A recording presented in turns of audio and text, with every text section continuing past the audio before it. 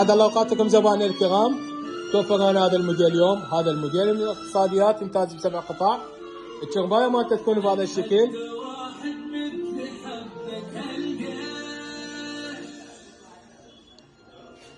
مع كومودات 2 جانبيه.